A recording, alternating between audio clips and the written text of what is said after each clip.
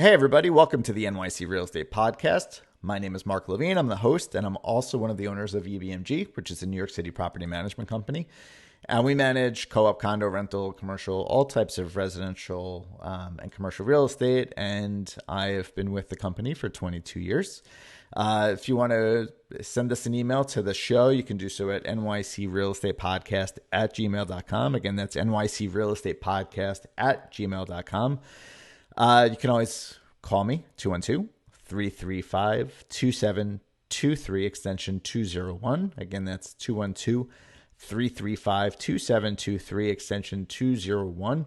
And we've been doing a lot of Zoom annual meetings lately. Obviously, we've got a lot of socially distancing going on right now. There's a lot of buildings that we're trying to figure out what was going on in the months that we're leading up to now, to the end of the year. But I think everybody's come to the agreement that in order to keep everybody safe and healthy, that we're going to do as much as we can by Zoom.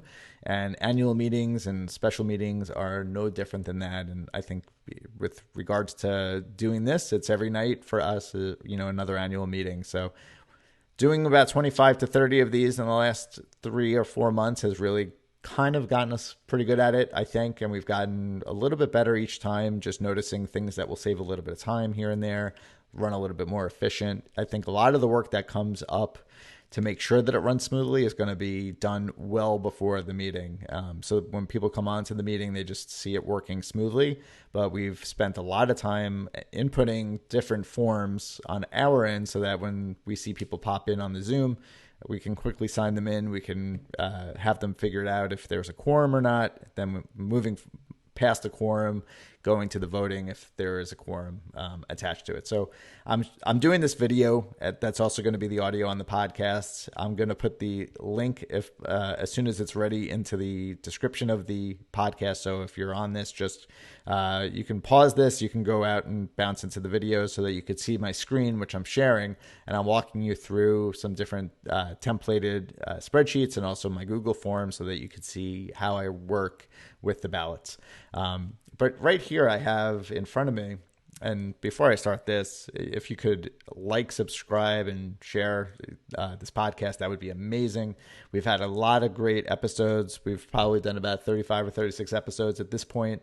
The feedback has been great, and I know that there is value provided. And if you have any questions, if you want to see anything covered, I am more than welcoming you to send me an email at nycrealestatepodcast@gmail.com, and I will look at it. We will correspond back and forth, and I can try to get somebody on here if I can't answer it, because I learned something from each one of these podcasts, and I think that it's super helpful. So here's a spreadsheet that I made up for a building that we just had an annual meeting for, and I've cleared out all of the the filled in pieces of information that would not make it easy to look at. So right now, this is a 5-building complex in the West Village. On the left side, from left to right, I've got the building number so that I could easily figure out which building. I've got the apartment number, and I go through each one listed. I've blacked out so that for privacy purposes, but the shareholder names, and this will be important once we start the actual Zoom meeting, and I'll show you why. And then this is a co-op, so I've got the shares listed in the next column right next to it. So each apartment and its shares are listed and then totaled at the bottom. And I know that this total comes out to 82 shares, so 8,282 shares. And based on the bylaws, the quorum is 51% of the shares in attendance. So I've divided that number, and I figured out here what my quorum number is. And there's 2 ways to be marked present. There's if you're there in person on the Zoom, we're going to mark you as present in the present column. So that means that you're actually physically there. And there's also a by proxy. So if you're a shareholder that has given your proxy to somebody else and they're attending on your behalf and they're going to be voting on your behalf, that would be marked here. So the top one is 340 apartment BE. It has 228 shares. If this shareholder is present, I'm going to put 228 here. If they're by proxy, I'm going to put 228 there. And I've summed up the totals for all of these columns, and they'll tell me exactly how many I have in total attendance between present and by proxy. So as long as that number is anything over 4142, which is our established quorum, then we will effectively have a quorum. So I'm tracking out, as I said, the building, the apartment number, the shareholder name, the shares, who's present, and something that is very helpful is why I type out the shareholder names and not just the apartments. Is most people, when they sign on to Zoom, they'll have some form of their name in their name. So I'll just either Control F while I'm in the spreadsheet, or I'll go Command F if I'm on my Mac, and I'll type in the name that I see on the Zoom, and it'll usually pull me to a shareholder name, and I can figure out who is who by that. And then I'll both sign them in on the spreadsheet, and I'll, as the host, I'll go into the Zoom and I'll rename them, and I'll put a signed in next to their name, and I'll ask them, because I'm talking to everybody on the annual meeting, to please leave the signed in should I put it on there, this way that I can track who I've already signed in. And it's helpful when you have 60 or 100 people on the Zoom and you see that there's 3 people without a signed in next to their name, whether they've not been signed yet or they've removed it. I can quickly pull that information and make sure that the signed in will stay up for the rest of the meeting, and I know that I don't have to worry about them in the future. The way that this building is set up and the way that I set up the spreadsheet is that in this building, this case, there were 5 seats that were being voted on for the board, and the bylaws said that the shareholder will have the number of shares for their apartment times the number of candidates or board positions, not the candidates, and that's their total amount of votes that are allowed. Sometimes the bylaws will say you could distribute them any way you wish, anywhere from 1 to 5 people, or it'll just say pick up to 5 people, and then those 5 people will get the share counts that are attributed to your apartment. But in this case, somebody could have said, okay, I have 1,140 votes. I'm running for the board. I'm going to put my entire stack of 1,140 towards me, and I'm not going to vote for anybody else.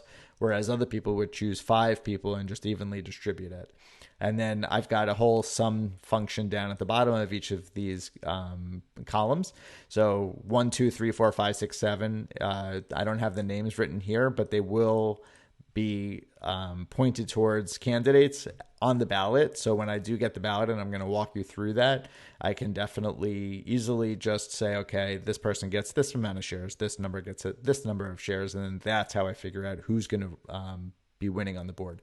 So again, the most important part of this for me is, for time purposes, doing this beforehand so that I can figure out who the shareholders are as soon as they come in the room. And if I can't figure out who they are because maybe their display says iPhone or it says iPad or it's not a name that I recognize, or they're working on a friend's computer, I can talk to them on the Zoom and quickly sign them in, change their name on Zoom, and then put them as signed in. The way that I've also set this one up, which I don't do for everyone, but so there's, let's say in this case, 1,140 votes allowed. I figure out on the right side how many total votes they're leaving over if they didn't use all their votes, or I can see if they've used too many votes. And it as, let's say you're on here, but if you're watching what I'm doing, you can see I put 200 shares in this first column. It shows that I cast 200 and my total allowance is 940. So I'll be able to easily tell if somebody goes over or goes under, and then we could clarify the vote as we need. So this is my sign-in spreadsheet. This is how I track, as I said, present by proxy, and it's also how I track the end of the votes once the votes come in. And why don't we go towards that next? The ballots, we usually do paper ballots, but since we're doing everything online, and presumably everybody that's on the Zoom has either access to a computer or they can gain access to a smartphone, I'm going to send out a link once we've established at that annual meeting that there's both a quorum and that there's a vote. Because sometimes you'll have a quorum but not a vote. Let's say you have 5 candidates that are running for the board and there's 5 seats. If nobody else says that they want to vote, you could just make a motion by affirmation at the actual annual meeting, just saying, I make a motion to somebody on the board. I make a motion to appoint these 5 people to these 5 open spaces as a slate. Essentially, you don't need to have an election. Where you need to have an election is if there are 6 or more people, because now you have to whittle down who's going to get the votes. So the way that I did it, and this is how I pretty much do all of my annual meeting ballots now, is by Google Forms. I just put in all of this information. I asked them to provide their name, their email, and their cell phone number. I've done the work up front. So all the buildings and share counts and votes permitted that you've seen on my spreadsheet, I've translated those over into a form on the Google where they've picked their apartment. So you could see exactly what we saw before, which is the very first one, which is that 340 BE apartment. And we noted on the spreadsheet that they have 1,140 votes permitted. So he could just, or she could just pick that. And now that's up there. We're choosing up to 5 people. And I say, please choose up to 5 candidates for the board of directors. Again, if you have 3, 5, 7, 9, 11, 13, whatever your board number is, this has to be made for each individual one. And I ask that person that's signing this form to pick up to 5. And we say that anything more than 5 will be void. And we ask them if they voted for it, because remember, you can allocate shares in this case however you see fit. So we ask that if you voted for number 1, 2, 3, 4, 5, or 6, to please allocate the number of votes towards that candidate that you wish. And then the very last part is to make sure that they didn't allocate more, is just to verify that they've checked out, just to make sure that their math is right. The 1,140, it's not over the 1,140, so it won't be a void ballot. But all this work beforehand, creating this, is going to lead to a very quick review, because when I get the results of this, when I get the results of these ballots, it's going to be, I've stated 1, 2, 3, 4, 5, 6 easily to match up with my 1, 2, 3, 4, 5, 6 on my spreadsheet for the candidate numbers. So when I see that, 340 BE has 228 shares, they're allowed 1,140 votes, I can see their response, and then I could just plug in very easily and move it over. So this whole building will take me less than 20 minutes entirely once I have all of the responses to go through and plug in the share counts, double check that everything is right. And because it's a Google form, I can just download that as a separate CSV file, just export it out of Google's, the forms website, and I save that in my Dropbox folder for this annual meeting in this building, so that there's a backup and just showing that the data that I have matches the data that I inputted. Something very important is just making sure that everybody knows that if they have more than one ballot, that they have to do this twice or 3 times, however many times that you have that information. If you have 3 apartments that you have a proxy for, plus you have yours, if that's allowed, then you would have to do this 4 times or 3 times over, and just go back into that blank, the blank ballot as it is. So that's how we're tracking that. For the bigger buildings, what I found is a lot more helpful is by, with the annual meeting notice, just sending a piece of paper that has in huge letters to that individual apartment, their apartment number on it. And we ask that that's like an apartment placard. So if you sign on to Zoom and you can't figure out how to rename yourself, you can't figure out how to talk, you can always just hold up your sign saying, okay, I'm in apartment BE or 340 BE, and then I'll know as the host, okay, I could sign you in easily, I could change your name, and I can just make sure that you're accounted for. Annual meetings are super easy to do now. Just making sure that everybody gets in on time. I typically open up my room about 30 minutes before the actual annual meeting starts, and I sit there, and I think that it's worth it for me to spend the extra time just waiting for people to show up, and when it's not so crowded, just walking people through how to rename themselves. That even in the larger buildings where I've had 120, 150 people, within 10 minutes of the meeting being called to start, we've got literally everybody signed in. We've got a quorum established if it's there, and we start the process. There are also helpful things that you could do from a building perspective to make it a little bit easier for the shareholders. One thing that we do is candidates night in some buildings, where it'll be a separate night where only the candidates only the candidates for the board are going to come on to this meeting. We're going to tape the meeting. It's going to be just, hey, I'm so-and-so. This is why I'm running for the board. This is why I think that I could be helping. This is my background. And then we can record that, and then we could send that out as a link to all the shareholders or the unit owners to look at once they are in their own home. They can review all the candidates' information. They can see it. They can hear it. And then we don't have to spend the time doing that. Similarly, you could also do that with the accountant if you wanted to. You could have the accountant do a pre-run financial statement overview, so they can look at the audit. You can record them. You can share the screen. They can walk you through the financial statement, and then we can take any questions and answers as we go. There's a lot of different things that we could do from management perspective and from the board's perspective to make the annual meeting night a little bit easier. We also ask that everybody, because it's Zoom, there's a lot of microphones, there's a lot of video. As much as possible, we try to mute people so that they will not throw off a lot of background noise. And me, as the host of the Zoom, I actually do monitor the levels to see, okay, whose microphone is throwing off noise, and I'll just mute you. And I ask that you don't take offense to that. And I always say that too. Don't take offense to me muting you. It's for the greater good of everybody being able to hear. So that's the voting spreadsheet. That's the sign-in spreadsheet. And then once all of those are tabulated, I'll see who the top 5 out of 6 are, and then I save that. If there's anybody that has an issue with using too many votes or using too little votes because everybody has submitted their contact information to me, I can go through that. That's very helpful. I also have a document that I'm working on that I'm more than happy to, if you email me, I will definitely send you a copy of it, and I'm opening it up now. Let's see if it'll open up. Well, it may not open up. My Mac is a little slow today. Here we go. Okay. So it goes through a number of the things that we discussed. If you have telephone attendees, that's another important thing. I ask that before the meeting. If somebody feels like they're going to be attending by telephone, it only shows up as a phone number on the attendance list. So I like to get the numbers beforehand. I'll put that into the spreadsheet that I just showed you.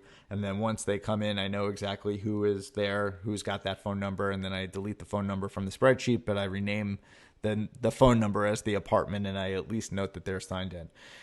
Inspectors of election is interesting this way around because we're not having the inspectors of election that you normally have. And for those that may not know, inspectors of election are people who are appointed by usually the board president to oversee the election to ensure that it is fair and free from undue influence. And it's typically somebody that's not running for the board or not a board member. And it's somebody who is going to be just charged with making sure that the votes are counted the proper way.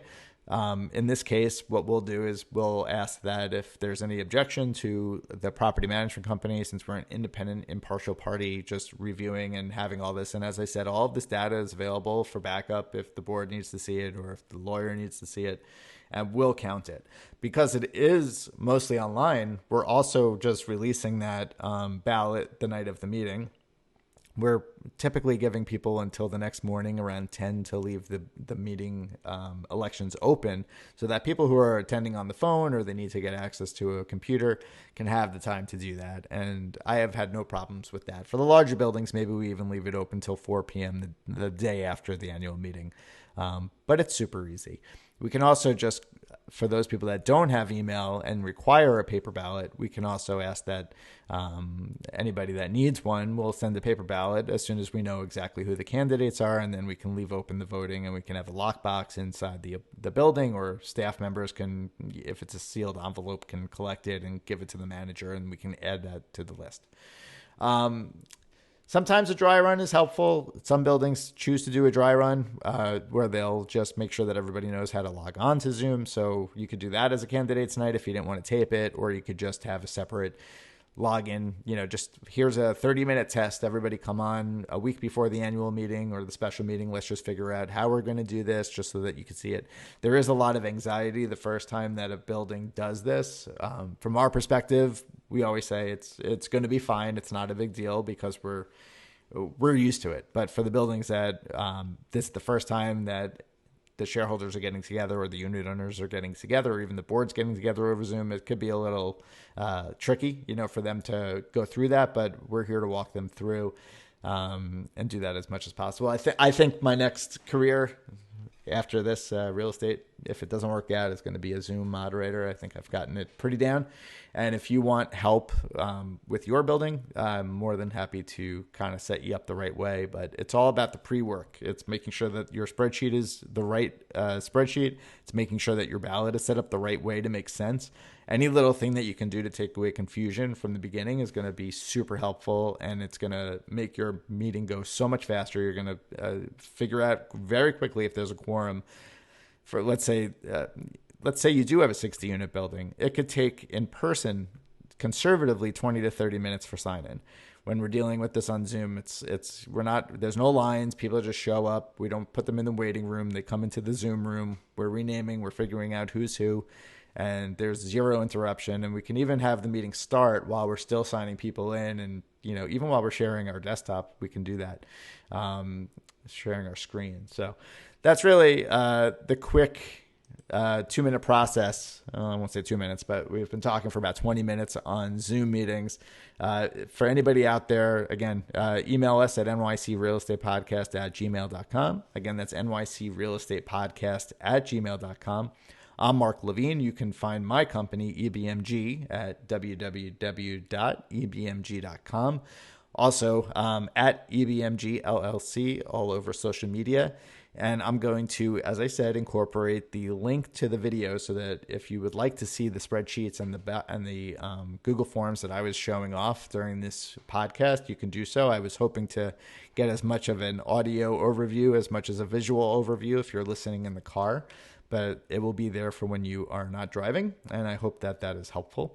My corporate email is mblevine@ebmg.com. You can always email me. And please, if you've made it this far, subscribe, rate, share this podcast. The more ears and eyes, the better. And if this happens to be the last podcast of the year, which I hope it's not, I want to wish everybody a safe and happy holiday.